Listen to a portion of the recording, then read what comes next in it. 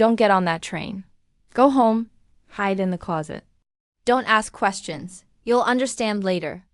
Her fingers were ice cold when she pressed my phone back into my palm, and the way she looked at me made my chest tighten. I almost laughed. At her, I almost told her she was crazy. I'm Alina Mirzava, 29 years old, a financial analyst who believes in logic, not superstition. My world runs on data, forecasts, and controlled risk.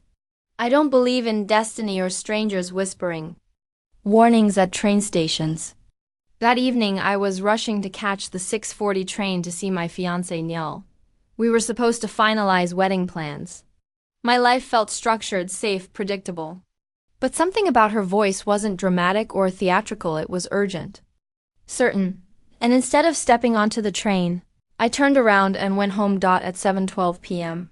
I was standing inside my bedroom closet, feeling ridiculous among winter coats and shoeboxes. My heart was racing, and I kept telling myself this was insane. I almost stepped out, then I heard my apartment door unlock. Daniel's voice echoed inside. I wasn't supposed to be home. He had a key for emergencies.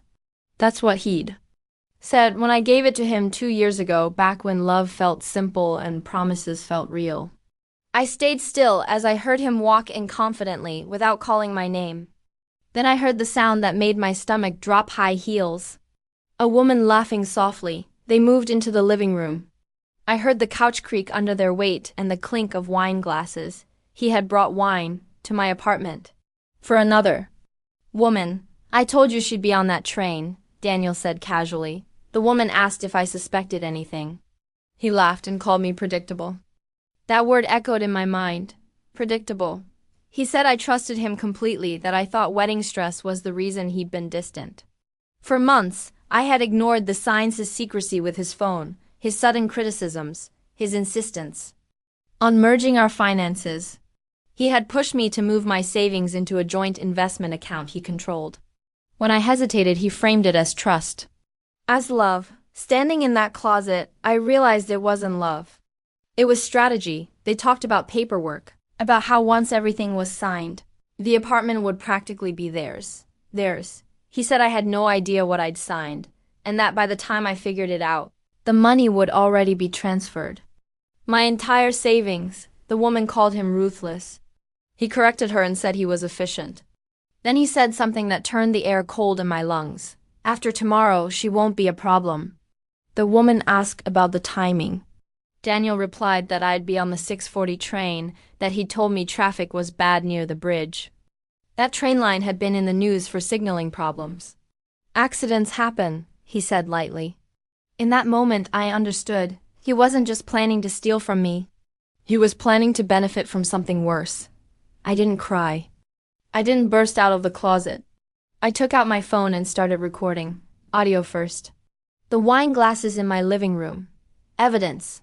I uploaded everything to a private cloud folder Daniel didn't know existed. He used to tease me about keeping backups of everything. That night, those backups became my shield. When I heard the shower turn on, I slipped out quietly, grabbed my laptop, passport, external drive, and every important document from my desk. By the time they realized I'd been home, I was gone. I spent the night in my car 2 blocks away, rebuilding my life piece by piece. I logged into the joint investment portal and froze every scheduled transfer.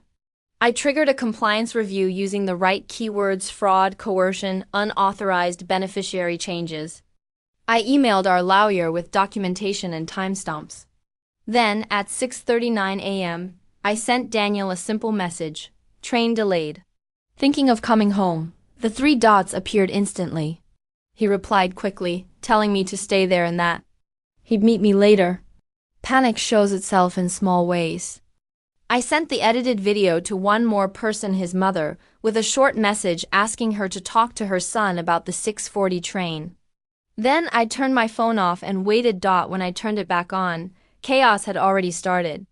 Dozens of missed calls, voicemails filled with anger and confusion. By noon, the bank had restricted his access to the joint account. Our lawyer withdrew from handling our wedding matters. In the afternoon, Daniel showed up at my apartment, pale and shaken. He claimed it was a misunderstanding, a joke, that I was Overreacting.